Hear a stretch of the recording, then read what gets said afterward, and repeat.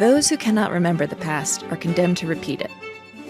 But it's also true that thousands of modern Americans who remember the 18th century probably even better than people who were alive for it have a blast repeating it.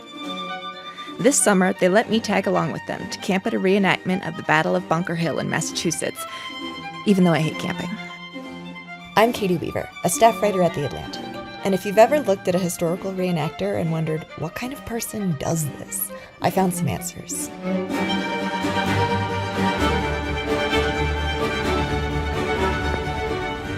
I'm portraying Captain Ellis Walker of the 7th Company, 3rd Battalion Royal Artillery.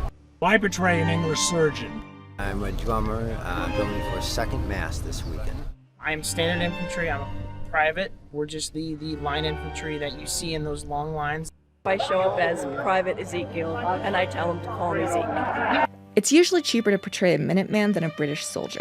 A reproduction redcoat uniform can run thousands of dollars. But even dressing as a farmer isn't easy. Lots of reenactors hand-sew their outfits and carry real antiques.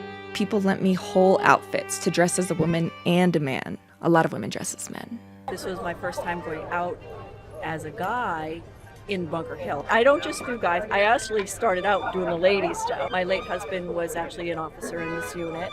He said, well, would you like to try being a guy? And I just started drilling and learning the safety routines and learning how to clean a gun and make the ammunition. Bunker Hill in June 1775 was the first major battle of the Revolutionary War. British casualties piled up so fast that soldiers had to climb over bodies as they tried to scramble up a hill defended by patriots. Seeing how many British soldiers were going up that hill, I'm standing there looking down going, whoa, there's a lot of that.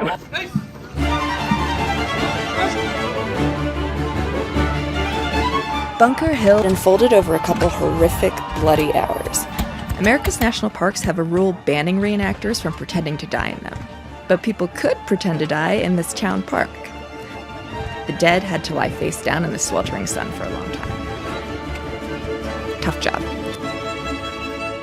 The British, they weren't expecting that hard of a defense to be dug in. And so when they got there, they just got rained down on by gunfire. My unit, the 38th Regiment of Foot, actually lost 1/3 of their forces on the second wave. The Americans at this time, the Continental Army and the Minutemen defending, they had run out of ammunition and were using rocks, bricks, and other kinds of, melee weapons, bayonets, swords. It was just full out, defense.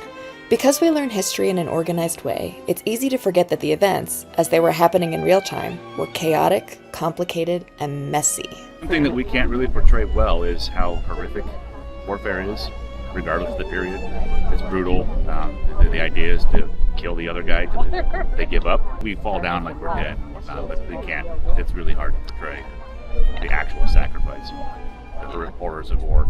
This is an original English amputation sore. If you were patient number 1 of the day, you got a clean sore. If you're patient 10 of the day, everything from the last 9 is on here. You go to a museum, you see it sitting on a shelf. You never get the idea of what happened, what it was used for. Reenactors actually care a lot about what modern people think. That's why they do this, in the hopes that people who aren't obsessive history buffs might learn something about the past. I think they pulled it off.